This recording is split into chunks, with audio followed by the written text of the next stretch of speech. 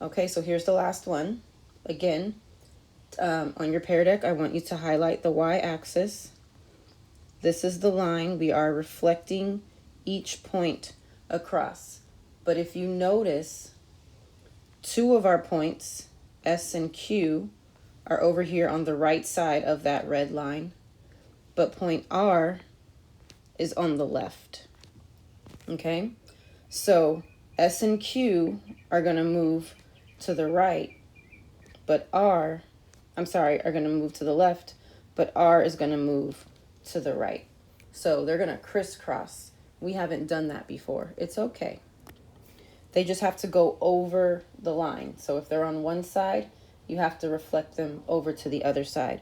So let's start with point R. I'm going to switch to blue.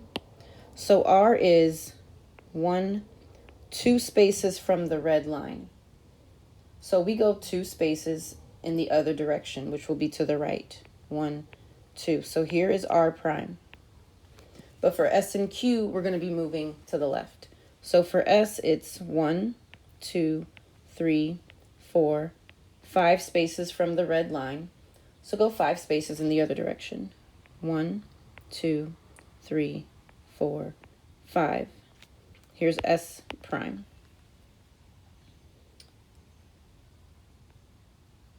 And then Q is 1, 2 spaces as well.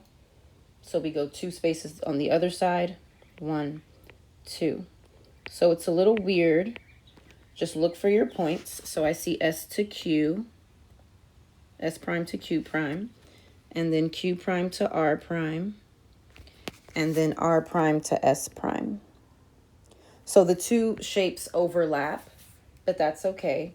You can see that if you flip it over, you get the new blue shape that we have. They did not ask us for any ordered pairs this time, but I'm going to challenge you, and I want you to tell me where is S and where is S prime. So S is located, here it is, at +5, right? Because I go to 5, and then I go up to 5. So it's located at 5, 5. Now I'm going to use the rule.